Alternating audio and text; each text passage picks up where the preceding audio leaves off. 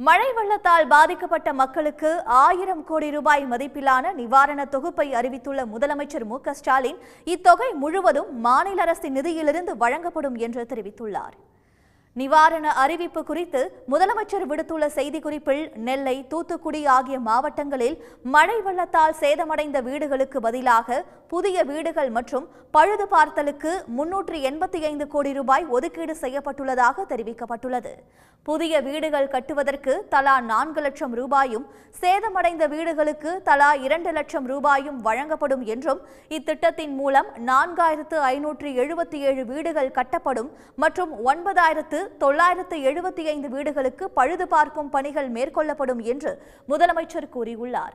இந்த திட்டம் முழுவதும் மாநில அரசின் நிதியிலிருந்தே செயல்படுத்தப்படும் என்றும் அவர் குறிப்பிட்டுள்ளார். புயல் வெள்ளத்தால் பாதிக்கப்பட்ட தூத்துக்குடி, நெல்லை உள்ளிட்ட 8 மாவட்டங்களில் 6,52,358 ஏக்கர் நிலங்களில் பயிர் சேதம் ஏற்பட்டுள்ளது என்றும், இதற்கான இழப்பீட்டு நிவாரணம் 250 கோடி ரூபாய் வழங்கப்படும் என்றும் முதலமைச்சர் தெரிவித்துள்ளார். சிறு வணிகர்களுக்கு 1 லட்சம் ரூபாய் வரை சிறப்பு கடன் திட்டம் செயல்படுத்தப்படும் என்று கூறியுள்ள முதலமைச்சர், இத்திட்டத்தின் மூலம் சிறு வணிகர்கள், சிறு கடை உரிமையாளர்கள் மற்றும் தெருவோர வியாபாரிகளுக்கு 1 லட்சம் ரூபாய் வரை 6% வட்டி விகிதத்தில் கடன் வழங்கப்படும் என்று கூறியுள்ளார்.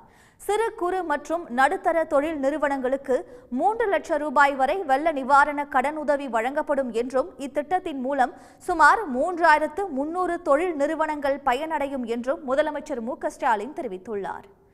தகுதி வாய்ந்த 4000 மகளிர் சுய உதவி குழுக்களுக்கு 350 கோடி ரூபாய் அளவுக்கு புதிய கடன்கள் வழங்கப்படும் என்றும், சேதமடைந்த 4928 மீன்பிடி படகுகளுக்கு 15 கோடி ரூபாய் நிவாரணத் தொகை, நிலுவையில் உள்ள கடன் தவணைகளுக்கு கால நீட்டிப்பு வழங்கப்படும் என்பன உள்ளிட்ட அறிவிப்புகளையும் முதலமைச்சர் மு.க.ஸ்டாலின் வெளியிட்டுள்ளார்.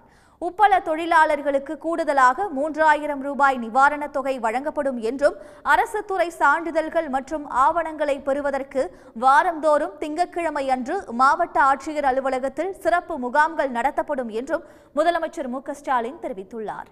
உடனுக்குடன் செய்திகளை தெரிந்து கொள்ள சன் நியூஸ் பெல் ஐகானை கிளிக் பண்ணுங்க.